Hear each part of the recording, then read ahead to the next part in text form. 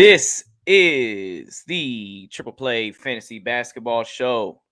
I am your host, Coach James Lewis, with my other coach, Coach Kevin Coleman, two parts of Coach's Corner, and we are here to talk college basketball previews, some of our top teams, and why not start with Duke basketball? Team that seems to always have eyes on it. A team that was very disappointing last year. I'll let Coach Kev kind of walk through a disappointing Duke Blue Devil season as he is a fan. Yeah, so of course we got to start with Duke. The greatest team in college basketball every year. It doesn't matter what they have. Yeah, They got right. Shire running out there. They got my guy Singler. They got Greg Paulson for all you old school fans out there. But what I will say is They almost last lost year, more games than last year. Yeah, they almost lost more games than they last won. year wasn't great, obviously 13-11, 9-9. And it was, and it's coming off a season which you missed the NCAA tournament for the first time since 1995. Whether that was self-induced or not, whatever you could say, they probably weren't going to make it anyway. But this is a huge season for Duke basketball, believe it or not. And in terms of what could they be? This is Mike Krzyzewski's last year. Coach K, he's done. You have John Shire, who's there, who's going to be the head coach, and so this is a huge deal for both of these guys. And just in terms of just the program, because Coach K has always been there. We haven't had to worry about as Duke fans. We knew we were going to get guys and dudes, and it was just the aura. Now that aura is going to go away. What can it be? So I think this year is huge for Duke basketball. What can it be going forward? And if you look at their schedule, they just had a countdown to craziness. I would definitely check that out. It was a lot of fun to watch. After that, you have basically the games that you're going to see. They're going to play Kentucky November 9th. I really like that game. I really am looking forward to Gonzaga the day after Thanksgiving. I'm doing my best to be there. I'm going to be there on the 26th in Vegas. They're playing at Vegas against Gonzaga. That's gonna be a fun game. At Ohio State, another fun game. Those are the big ones, and then they always play like the small. They always play South Carolina State, those type of things. And then get in the ACC, and we know the ACC is massive. Tons of teams. They don't play everybody. And in North Carolina's there, and North Carolina's going through their own change, as we know. And Hubert Davis being there. So I think that this is an interesting time for Duke and North Carolina basketball, and those two teams are pretty intertwined. I love their schedule. They didn't really go out and try to they scheduled up a little bit on some guys, and we know that's how they do it. But I'm excited as far as the schedule goes. I think that this is going to be a lot of fun to watch in person to see what these guys are at. And shout out to the Duke basketball team for actually having a schedule like this, because other teams don't, trust me. But let's go into the key players. Let's look at this. And so Coach is going to kind of lead us through this and talk about, guys that we've missing, departures, and also, guys that are coming in and guys that we can look forward to. Just to touch on that schedule, I think all eyes will be in on Chet Holmgren versus Paolo Banchero, number 1 and number 2 players in the nation. But we got a lot of shoes to fill here, a lot of transition in Duke basketball. Since the one and done has kind of been in effect, they've been in the top of these lists, and you're replacing basically an entire starting lineup here. Jalen Johnson, who has looked good in the summer league for the Atlanta Hawks, looked like a little bit of a steal. He quit on his team last year, but to prepare himself for the NBA draft, he's got really good size and really skilled at 6'9", 220. It seems like Atlanta's been making a lot of good picks here, and I feel like this is another one. I mean, his percentages were high, especially from the three-point line and field goal. He has some versatility defensively, as he averaged over a steal and a block. Some of the biggest shoes that you're going to fill here is Matthew Hurt, who went undrafted, and he still had a year of eligibility. I know he knew Paolo Banchero was coming in, but at the same time, without a guarantee, just kind of scratch your head on some of these things, especially when you're building legacy. I know he hasn't had the greatest Duke tenure, being so highly recruited out of high school, but he was very versatile offensively. He could really stretch the floor at 6'9", 235. He averaged 18 points a game, 6 rebounds. So you're looking for production. DJ Stewart, who was a freshman that went pro, has also went undrafted. He's in the Kings G League, averaged 13. And then Andrew Goldwire, who seemed like he had been for Duke. He had been on Duke forever. I think he's a super senior, and he takes his talent to Oklahoma, as he's been in and out of the starting lineup this entire time. So you'll see a complete refresh of the starting lineup outside of Wendell Moore. So taking a look at the key players, you got to start with the number 2 rated player in the nation, Paolo Banchero, who just looks appealing. 6'11", 250, has an NBA build right now. Averages of 23, 11, and 4 assists, 1.5 blocks in high school. Comes from good pedigree. His mother was a WM player. His father was a college football player for the University of Washington. He was a player of the year over there in Washington. Seen him doing workouts with Chris Brinkley. He looked impressive in that.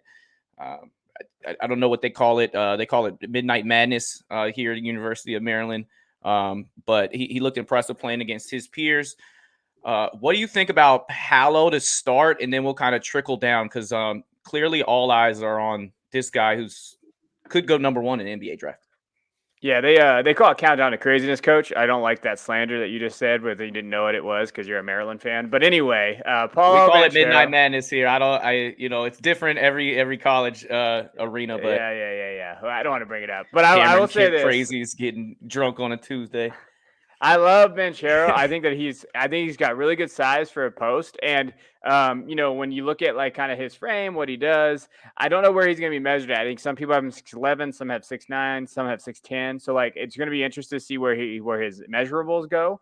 But he's strong for his age. He's got plenty of room to grow into that frame. So when you watch him play, he does have that. And I think that he's really good at the high post, hit jumpers. He takes defenders off the dribble too. Like he's the type of guy that he fits the NBA better than some of these other bigger guys that we've seen because he does have that ability to take it off the dribble. Like he's a 3-4 slash. Like he can probably play it. I'd like to see him shoot a little bit better. And can he increase that? And he should be able to. But defensively, he's a terrific rebounder. He uses his size. He's got really good basketball IQ. I think he's going to play the 4 or 5, like I mentioned. He's efficient, and you're going to see that upside there. I love him. And the comp that 247 Sports has for him is PJ Washington. And they always try to keep it pretty, basic there. But I don't hate that. Like I could see him being a very solid producer. I think he's good, and he has upside for days. Like when we're talking about Banchero, he's got upside for days, and he's just a long, lengthy kid, and he can box out and do the types of things you like. He's going to take college basketball by storm, and he's paired there with his running mate, Adrian Griffin Jr. As his father played in the league years for the Mavericks. He looks the part. He looks like he was made to play basketball, college basketball, and at Duke. at Duke with Paolo. So these two are going to be two top tier freshmen, Zion and RJ Barrett. Were two headliners that helped lead their team not too long ago.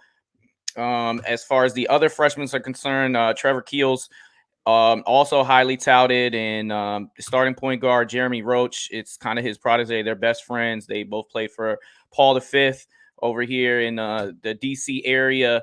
And his averages in high school, and this is going to be your combo guard coming off the bench. 29 a game, 9 rebounds, 7 assists, 4 steals. He is huge. He's got the really good size for a guard, and with a team that lacks a little bit of depth, I think eyes are going to be on him to rely on him as far as producing at the guard position. You see Jeremy Roach returning, former McDonald's All-American, as well as Wendell Moore Jr., who just physically has a really good build. This is a team that could be pretty good defensively, but offensively they have so many weapons, including starting center Mark Williams, who really took off at the end of the season. His final game, I believe he had 23 points, 19 rebounds against Louisville. He's 7 foot 245 and has very strong potential, and he's kind of your throwback big. That's your starting lineup. Again, Jeremy Roach in 27 minutes a game, average 9 points. I think he's ready to lead and take over that starting point guard position now that DJ Stewart is gone. And then Wendell Moore could be your perfect role player, defender, guarding the best player on the other team, athletic, go and catch lobs, and it gets to the line and shoots efficiently there. What do you think about this starting lineup, the fit? Oh, well, first of all, this is a championship written starting lineup. Like when you're looking at these guys, like they're that good. Now, I wanted to mention a couple guys like Wendell Moore. Let's talk about him really quick. He's been a solid player. I like him, and like you mentioned, he's a perfect role player, and that's what he is. And hey, the key to me is when you're looking at what his numbers and what he did last year, he improved his 3-point percentage by 9%. So he was a 21% 3-point percentage, and now he's up to 30. I think that's solid if he can get up to that number and just hit threes when he needs to. I think I that would hear be you. If fine he can there. just make them, if he's Yeah, butt naked, wide open, then you can live with that. because that'll open things up for Williams and and Panchero, right? So when you're looking at like both those guys and you're trying to say, hey, how can we just open up our the court? It's going to have to be going through Wendell more and these type of guys. I like Wendell. I think he's a very solid player. He's okay. Now everybody watch this that doesn't like Duke. You're going to hate this saying, but he's a Duke guy. We haven't had a Duke guy in a while. He's that plug, filler, hit threes, and just kind of been there for a while. We haven't had those guys anymore, or they look like Matthew Hurt, right? Like we haven't had a Wendell Moore like this. So to me, I like Moore. I like what he's doing there. Mark, like you talked about, is going to be solid as well. But I do want to talk about AJ real quick. AJ Griffin, when I was watching his tape and going through everything that he did, like he is just solid. That 7-foot wingspan's a real thing. Like that's legit. And like, hey, like if we're Jay Billis right now, we're drinking. But he's got a natural small forward due to his size, length, and physical gifts. And he also could play. He could play small ball 4, right? Like they have some Yeah. flexibility with this starting lineup too. Mm-hmm. Let's say they want to move AJ to the 4, and then they put Banchero at the 5. I mean, that's legit, and that's going to be really, really tough for teams to guard. And then you put in these other kids, and you can fill them in, like we talked about. Roach, Yeah, like you said, Wendell. if you play Roach and Keels together, of course they're AAU teammates, they're high school teammates. They have chemistry, and Keels is a bigger Yeah. guy. Wendell Moore can guard people bigger than him. Same thing with AJ Griffin. So you do see some versatility in this lineup. I hear you. And they're big, and so Long. when you're Yep. looking at that, that's a lot different than what we've seen with this Duke team in the past. I think the thing about them is like we'll talk about. Oh, screw it, it's our show. We can talk about it. Yeah, the weaknesses I feel like to me tends to be. Can they score at a high margin? Are they gonna where they gonna get from? So their backcourt, how well is their backcourt going to score? Can they kind of take that next step? I think Trevor Keels could do that. They have the size, and Griffin's got size too. But when you're looking at that, we need to see improved 3-point shootings from these guys. And I think that is the key to me. Like Roach, he returns a point guard. He's at 31.3% shoot on threes. Like we need to see these guys kind of go there. And then a good guy that we haven't mentioned yet is my boy Joey Baker. Joey Baker could be that kind of guy that maybe separates them a little bit. I know we talked about pre-show, like what are the weaknesses? We said, hey, the depth could be a concern, but maybe Joey Baker can be that 6'6" guy that comes in and just hits shots for him, and you can see that. So I do think that there got to be some depth issues, but if they can improve their shooting and they can consistently score at a high level, this team's going to be scary. And then another contributor, and we'll see somebody coming off the bench, and that's Theo John. He brings a defensive fierce. He's a leader.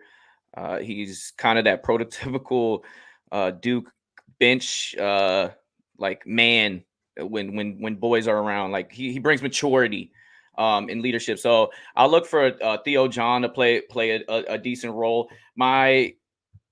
My question mark is in any time that you throw a new team like this together with that's super talented, it's chemistry. Mark Collins was coming on at the end of the year, 7-foot big, traditional. Banchero can shoot a little bit, but he really gets in a groove off of the dribble. So coming up with sets in an offensive scheme plan that utilizes everyone's skill and can showcase them to the best of their ability. A lot of times Duke has very gifted starting lineup, and it's when the point guard can really run the show the right way, like Trey Jones did years ago, is John Shire once upon a time, is when you see them reach their full potential. So I think that a lot of that goes on Jeremy Roach, and yes, you want to produce points wise, but we're looking for leadership. And at this time, we got to talk about the elephant in the room, and that is maybe the greatest coach in all of sports is hanging it up, Mike Krzyzewski. So I want you to speak a little bit about the guy that has most wins all time, and just a gift to the game of basketball since he's shown up. Yeah, I want to look at everybody when I talk about that. I have a couple of things. I love Coach K. Like, I want to preface this by saying Coach K is my guy. I love him. I've been watching him since I was freaking 6 years old. Like, Duke has been my team that long. But the game has passed him by a little bit, and so I've always said this, that I have always felt that he's underperformed coaching wise with the teams that he's had. There's no reason why that team with Zion should have lost when they did. That team with Zion should have been in the Final Four. That was a Final Four team. But even the team, when we're talking about Wendell Carter and Bagley, that team should have been a Final Four team. I have felt always that he kind of doesn't put his players in the best spots. And I have felt that he has struggled there, and I've been very vocal about that. Now, I love Coach K. The one thing that's going for Coach K this year, and this is something that maybe people haven't thought of, is that he doesn't have to recruit anymore. He's done. Now, if he needs to get on a phone call, I'm sure he'll call, but he doesn't have to travel anymore. That's not his job. So Shire and those guys have been doing that for him. He doesn't have to do that. He's not coaching USA basketball anymore. We know that because he hasn't done that. This is the first real season, and this is really the only season that this dude just got to coach now. Like, he just has to. So when you're talking about chemistry and stuff, that's all he's been able to do for the last few months. Like, he doesn't have to do any of that stuff that college coaches have to do anymore. So I do think that's a role that we haven't thought of. Like, hey, he's going to prepare. His job is to prepare this team to win. Like, he's a one and done. Everybody knows it. Can he win a championship? So that kind of excites me, because maybe, just maybe, this is the guy that we're going to see that, hey, he can coach, he can do those type of things, he can make adjustments, and he's only had to focus on his players. So I love that idea. Obviously, he's a GOAT. Obviously, I love him a lot. He's a great guy. He brought that Duke basketball program out of nowhere. But you want to see what he can do. But I do think having that time with his team, having that ability to kind of grow together, having those team bonding moments, that is going to be huge. And before we give our predictions, I just wanted to highlight a little bit more on Coach K, and that's a true fan in you to kind of critique him a little bit along the way, because of his career just being so remarkable. There has been some years where you scratch your head as far Yes. as them reaching their maximum potential. Now I he I has tr wait, five. I try to be a balanced Duke fan. There's not a lot of balanced Duke fans out there, Coach, as you know. So I try to be a Yeah. balanced Duke fan. Yeah, well, and when you have Zion, not just Zion, you had R.J. Barrett was the number one player. Cam Reddish was a top five player. You expect to cut down the net, so that is fair, that is warranted. Even when Wendell Carter Jr. walked away, his folks and they thought that he was not utilized how he could have been at Duke. So it comes and goes, and you do lose a little bit of touch when you are that high in age. We see Greg Popovich sort of doing this at the professional level these days, is where his coaching is not just taking over everything. So Yeah. it helps when Tim Duncan's not there anymore. But Coach K, 5 national championships, including 91 and 92 back to back, 01, 2010, 2015, 6 gold medals as the U.S. men's national coach, and that has helped him heavily with recruiting. Yes. He's won 12 National Coach of the Year honors. That's just amazing. 12 Final Four. So he has made it 12 times to the Final Four, but only cut down the nets those 5 times. The list goes on, and to cap it off, the 1,170 career wins. He's going to try to take that number to 1,200. It's 30 wins, get you, top 5 finish in the league. And our prediction, I'm going to start with mine. I think that this is a team that will spend some time in the top 10 this year. They have top 5 potential. I don't see them cutting down the nets. I think that they could. My prediction is they make it to the Elite 8 and they fall a little bit short of the Final 4. But again, the talent is there. I wouldn't be surprised if this team did win, if they got cooking on all cylinders.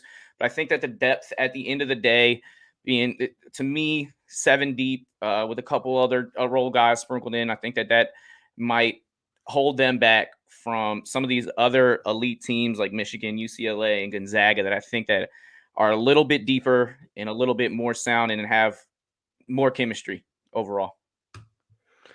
Yeah, Work with that. I think that's fair. As a Duke guy, I try to be balanced. I would say, like, when I was thinking about this, I think they finished in the top three in the ACC. I think they can compete for a championship. I don't want to say they can win an ACC championship, but they will be close. It's all about scoring to me, like we kind of mentioned earlier. What could they be, and can they kind of develop? If we see that happen throughout the season, where we see them be able to score at a consistent level, then I'm okay. Then they can win the ACC. But I want to see that. I want to see how that kind of they fit there. And so I would say top three in ACC, and I'm gonna say Elite Eight. I'm gonna be fair. I think Elite Eight is a very solid area. And then, hey, once you're in the Elite Eight, anything can happen. But like I said, if Banchero is the real deal, then we're talking about a legitimate player here. If he can get into the Final Four and do those type of things, then he's there. But I would say Elite Eight just to try to Where do be you cautious. see him going in the draft? Oh, and by the way, I said Elite Eight as well. Did not think we were gonna see eye to eye on that. Where do you see Banchero going in NBA draft? Because he Yeah, is a top 3 prospect. I think he can finish. I think he can go number two, number three, somewhere in there. Like I do think that. I think he's gonna have to develop and look at that. But if he plays the game and he sees how versatile he is, shoot, he can go number one, right? I think there's a lot of. I think there's some things about this draft when you're looking at who could go there. Like Chet is there. We know Chet, obviously. I'm not as high on Chet as everybody else is, but I think he's there. And then who's after that? Duran, Ivy, Hardy. Where are we going with this? Okay, where are we looking at? I think he's clearly a top two prospect, though. Yeah, I like Chet as my number one, but I could see people falling in love with Banchero, and I think that matchup is going to be very important as Banchero does have the NBA body right now, and it's Chet Holmgren's slight frame that is going to hold him back if he does get held back. We'll see what Jaden Hardy does for the G League Ignite. Yes. But we're intrigued about this college basketball season. We have more college basketball teams that we are going to look at before the regular season starts. And of course, anything can happen. We didn't expect the Duke team last year to go 13-11. We didn't expect Kentucky as well to be very disappointing based on the recruits that they had last year. So you gotta let the ball get jumped, and you gotta play that time and see what happens throughout the season. But win, lose, or draw, we're still saluting Coach K, Mike Krzyzewski, and whatever he does outside of the game. We know he's going to do great things. Yeah. So there we And, go. hey, That's our Duke preview. Do you got anything to plug, Kev?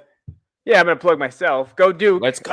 This is it. Go Duke. Okay, we continually do this, and also, we're gonna do some college basketball updates on the channel. So keep this looking at. We're gonna do that, and on the podcast, be sure to subscribe to Triple Play Fantasy Basketball Podcast. A lot of stuff on there: fantasy basketball, NBA, and a little bit of college this year. But like I said, go Duke. I'm excited for the year.